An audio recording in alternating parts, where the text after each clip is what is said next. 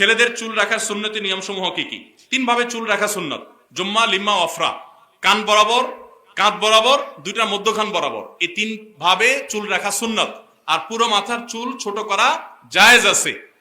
আর একদিকে বড় আরেক দিকে ছোট, এই চুলের স্টাইল এখন ঘরে ঘরে, তাই না? এই মাহফিলে ধরলে অন্তত 20-50টা আসামি পাওয়া যাবে।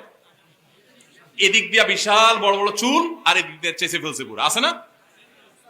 ভাইরা আমার, আমি চিন্তা করি হাদিসে যেটা নিষেধ, শয়তান ওইটা কি কেন প্রমোট করে?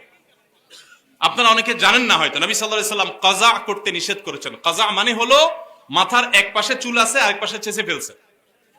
বিভিন্ন খেলোয়াড়, বিভিন্ন অ্যাক্টরদের অনুসরণ করতে গিয়ে এরকম চুল রাখেন, আছে না অনেক ভাইরা?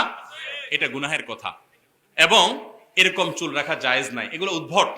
আপনি চুল যদি রাখতে চান, একটা মার্জিত সিস্টেমে পুরো মাথার চুলকে একরকম করেন। কোথাও একটু বড় ছোট হতে পারে, হালকা এদিক সেদিক, কিন্তু একদিক দিয়ে আস্ত চুল রাখলেন, আরেক দিক দিয়ে চেঁচে ফেলছেন, এদিক দিয়ে আবার জুটি লাগাই দিয়েছেন মেয়েদের মতো, এদিক দিয়ে আবার চেঁচে ফেলছেন।